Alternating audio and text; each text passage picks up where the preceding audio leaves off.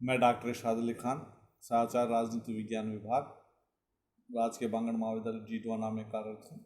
आज हम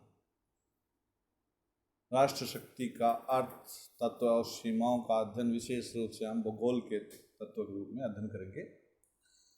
यानी अंतर्राष्ट्रीय व्यवहार को शक्ति के आधार पर समझने की आवश्यकता है। प्रत्येक राष्ट्र द्वारा अंतर्राष्ट्रीय क्षेत्र में संपन्न किया गया प्रत्येक कार्य प्रत्यक्ष अप्रत्यक्ष रूप से शक्ति प्राप्त करने, उसका प्रदर्शन करने, शक्ति की अभिवृद्धि करने से संबंध रखता है। अंतर्राष्ट्रीय राजनीति में विशेष रूप से शक्ति के लिए संघर्ष को स्थान दिया गया है। मनुष्य अन्य मनुष्य के मस्तिष्क तथा कार्यों को प्रयुक्त करते हैं शक्ति के बारे में। उसी प्रकार से एक राष्ट्र दूसरे राष्ट्र का शक्ति प्रदर्शित करना चाहते हैं। राष्ट्र शक्ति को राष्ट्र का एक सबसे बड़ा केंद्र बिंदु माना जाता है, जिसके चारों ओर उसकी विदेश नीति के विभिन्न पहलू चक्कर काटते रहते हैं। मॉर्गनथाउ ने इस संदर्भ में लिखा है कि राष्ट्र शक्ति राष्ट्र की वह शक्ति है जिसके आधार पर कोई व्यक्ति दूसरे राष्ट्रों के कार्यों, व्यवहारों और नीतियों पर प्रभाव तथा नियंत्रण रखने की चेष्टा करता है। यह राष्ट्र की वह क्षमता है जिसके बल पर वह दूसरे राष्ट्रों से अपनी इच्छा के अनुरूप कोई कार्य करा लेता है। पेडलफोर्ड और लिंकन ने लिखा है, यह शक्ति को हम शक्ति एवं सामर्थ्य का वह योग मान सकते हैं जो एक राज्य अपने राष्ट्रीय हितों की पूर्ति के लिए तथा राष्ट्रीय लक्ष्यों की प्राप्ति के लिए उपयोग में लाता है। हार्टमैन ने इस संदर्भ में लिखा है कि राष्ट्र शक्ति में यह बोध होता है कि वह अमुक राष्ट्र कितना शक्तिशाली अथवा निर्बल है, या अपने राष्ट्रीय उद्देश्यों की पूर्ति करने में उसकी कितनी क्षमता है। आर्गेन्स की लिखता है कि अपने राष्ट्रीय हितों के अनुकूल दूसरे राष्ट्रों के व्यवहार को प्रभावित करने की योग्यता का नाम शक्ति है। जब तक कोई राष्ट्र यह नहीं कर सकता, चाहे वह कितना ही बड़ा क्यों ना हो, चाहे वह कितना ही संपन्न क्यों ना हो, परंतु उसे शक्तिशाली नहीं कहा जा सकता। जॉर्ज सावर्जन बर्जर ने शक्ति को अपनी शिक्षा का दूसरों पर आरोपीकरण तथा अपालन की स्थिति में प्रभावकारी अनुशासनात्मक कार्रवाई करने की क्षमता कहा है। हास के शब्दों में, शक्ति वह बल है जो राष्ट्र अपने हित की पूर्ति के लिए दूसरे राष्ट्रों पर डालता है।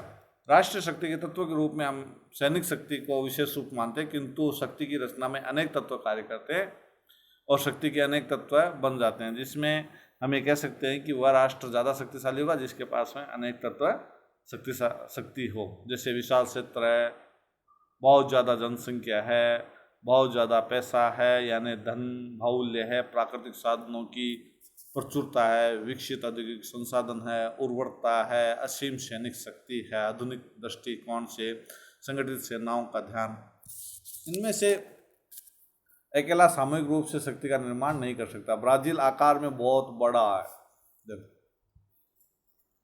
यथार्थ में उसका आकार संयुक्त राज्य अमेरिका से भी बड़ा है।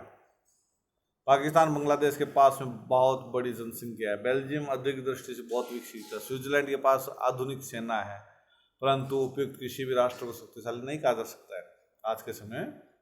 विशाल क्षेत्र और जनसंख्या होते हुए भी सन 1940 तक चीन अत्यंत कमजोर राष्ट्र था। आज चीन विश्व की प्रमुखतम शक्तियों में बन गया है। चीन का क्षेत्रफल, जनसंख्या अथवा औद्योगिक शक्ति में कोई व्यापक बुनियादी परिवर्तन न होते हुए चीन शक्तिहीन राष्ट्र से शक्तिशाली राष्ट्र बन गया, क्योंकि साम्यवादी शासन में इन संसाधनों का प्रयोग का लक्ष्य बदल गया है। अतः केवल संसाधनों का होना मात्र शक्ति नहीं, वरन उनका इस प्रकार से उपयोग करना भी है कि वे दूसरे राज्यों को प्रभावित कर सके, तभी शक्ति का एहसास होता है। पामर पार्किंस ने शक्ति के तत्वों को दो भागों में बांटा, एक तो गैर मानवीय, एक माना मानवीय। गैर मानवीय तत्वों में भूगोल और प्राकृतिक संसाधन है, और मानवीय तत्वों में जनसंख्या, तकनीकी ज्ञान, विचारधाराएं, मनोबल, विज्ञान, मनोबल, विचारधाराएं और नेतृत्व। आज हम भूगोल का अध्ययन करेंगे, ज्योग्राफी का, जिसमें शक्ति बढ़ती है राष्ट्र की। यानी कि राष्ट्र की शक्ति में भूगोल मूलक राजनीति के विद्वान यानी कि हम उनका अध्ययन करते हैं। जैसे नेपोलियन ने एक बार कहा था कि एक देश की विदेश नीति उसके भूगोल द्वारा निर्धारित होती है। मैकिंडर ने भूगोल कांग्रेस में 25 जनवरी 1904 को प्रसिद्ध शोध पत्र इतिहास की भौगोलिक धुरी पढ़ते हुए कहा था कि विश्व राजनीति में भौगोलिक प्रभाव व्यापक है। आज सारा विश्व भौगोलिक दृष्टि से इतना सीमित हो उठा है कि एक भूखंड में होते हुए भी सामाजिक राजनीतिक परिवर्तन किसी भौगोलिक शून्य में विलीन न होकर सारे भूमंडल को प्रभावित करेंगे। यानी भूगोल में भी हम जैसे कह सकते हैं कि क्षेत्रफल है, जलवायु है, स्थलाकृति है, अवस्थिति कैसी है, उसका अध्ययन करते हैं। हम क्षेत्रफल की दृष्टि से हम अध्ययन करें तो स्लाइचर कहता है कि अन्य बातों के समान होने पर एक देश जितना बड़ा होगा उसकी सुरक्षात्मक शक्ति उतनी ही अधिक होगी। क्षेत्र के विस्तृत होने से राष्ट्र में दो प्रकार से वृद्धि होती है। एक तो बड़े क्षेत्र वाला राष्ट्र अधिक जनसंख्या संभाल सकता है और दूसरे उसके पास में प्राकृतिक संपदा भी अधिक और विविध प्रकार की हो सकती है। 1937 और 1945 जापान चीन को उसके विशाल आकार के कारण ही नहीं कुचल सका।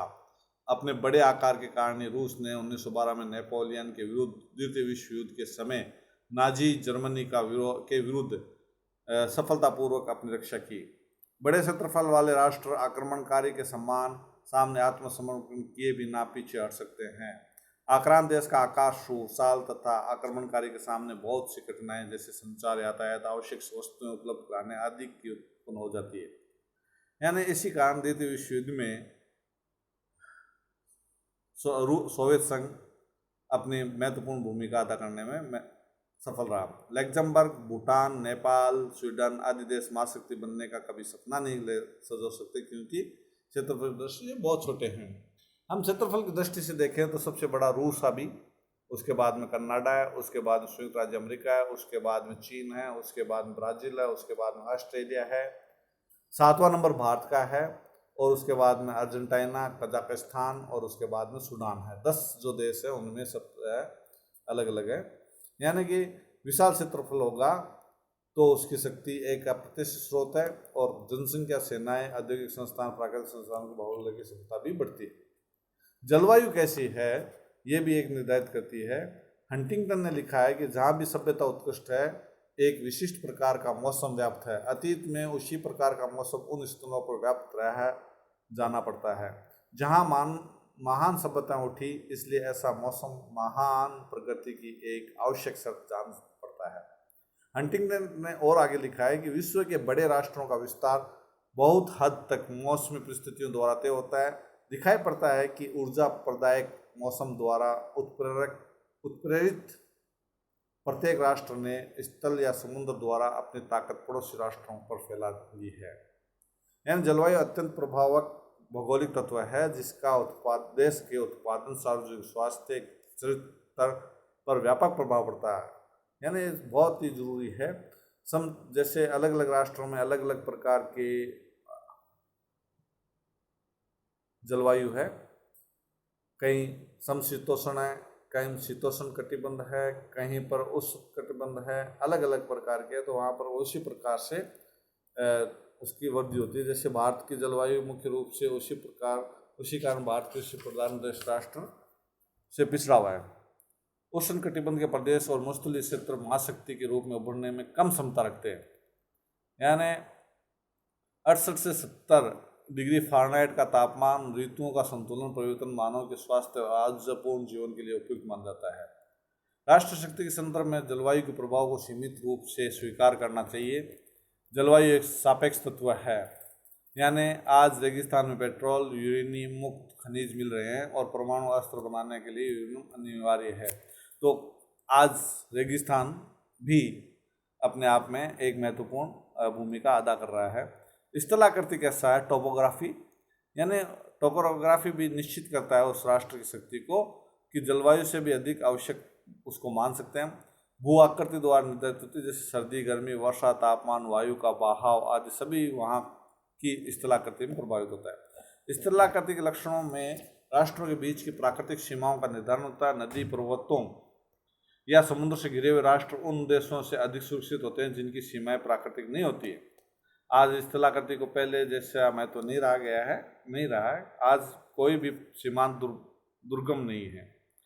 रक्षक सेनाएं हैं, यानी कहीं पहाड़, कहीं जो है समुद्र है, परंतु आज जैसे हम कह सकते हैं हिमालय पर्वत मालाओं को भी 1962 के युद्ध में अंग्रेजों ने विहीन कर दिया था, यानी कोई महत्व नहीं था और उसके ऊपर से हमारे भारत पर आक्रमण कर दिया।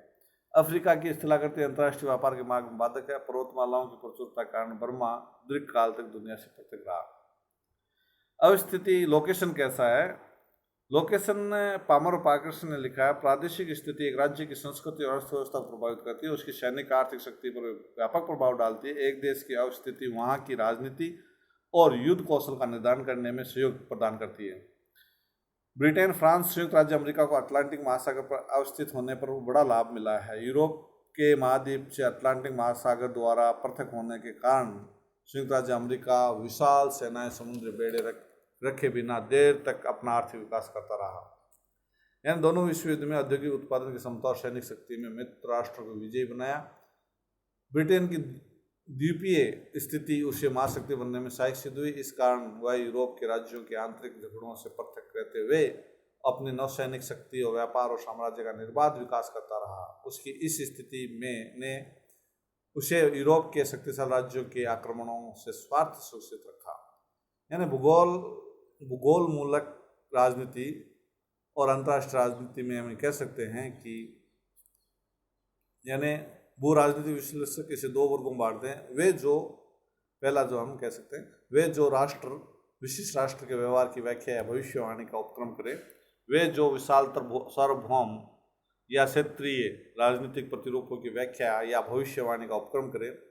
इस भाष्यों के मूल में मान्यता यह है कि स्थलों और समुद्रों पर खाका यह वह सुविधा देता है, सीमाएं तय करता है कि जिनके भीतर राष्ट्रों के राजनीतिक रिश्ते विकसित हुए और होते रहेंगे।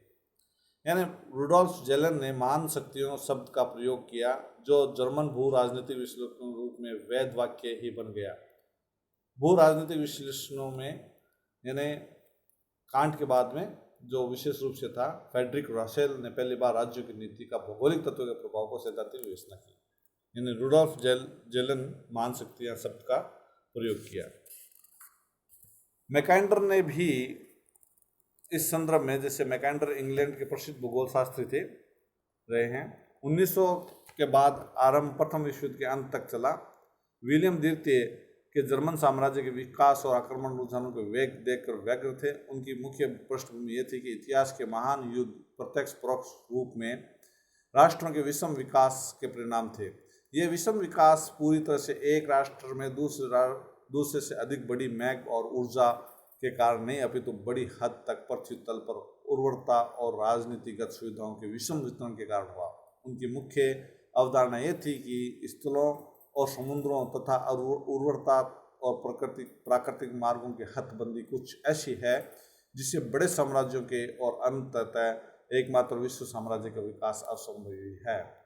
यानी मैकेंडर ने यूरोप, एशिया, अफ्रीका को विश्व द्वीपों के रूप में वर्गीकृत किया। उन्होंने यूरेशिया के आंतरिक क्षेत्र को इस देश की केंद्रीय भूमि बताया, हार्टलैंड जिसे हम कहते हैं। यह पश्चिमी जर्मनी से आरंभ होकर सोवियत यूरोप में होता हुआ केंद्रीय साइबेरिया तक पहुंचा है। उनकी प्रसिद्ध युक्ति, जो पूर्वी यूरोप का पर शासन करेगा वह हृदय स्थल पर अधिकार रखेगा, जो हृदय स्थल पर शासन करेगा वह विश्व द्वीप को नियंत्रित करेगा, यानी यूरेशिया अफ्रीका को नियंत्रित करेगा। जो विश्व द्वीप पर शासन करेगा वह पूरे विश्व पर प्रभुत्व रखेगा। मैकेंडर ने वोल्गा नदी, उत्तरी ध्रुवीय सागर, यागांस्टी नदी और हिमालय पर्वत श्रेणी के बीच की भूमि का विशाल विश्व का हृदय स्थल माना, और वह हृदय स्थल दुर्गम और अभेद है क्योंकि सारी अंतर्राष्ट्रीय राजनीति जल अथवा तथा थल शक्तियों की आपसी प्रतिस्पर्धा ही था। यानी एम.टी. महान मैकेंडर के समकालीन थे और महान ने भी 1890 से 1910 तक जो उनकी रचना चली, उनकी पुस्तक थी समुद्री ताकत का इतिहास पर प्रभाव। 1660-1783 का आज तक राजनीति तथा सामरिक विचारधारा प्रभाव प्रबल रहा है।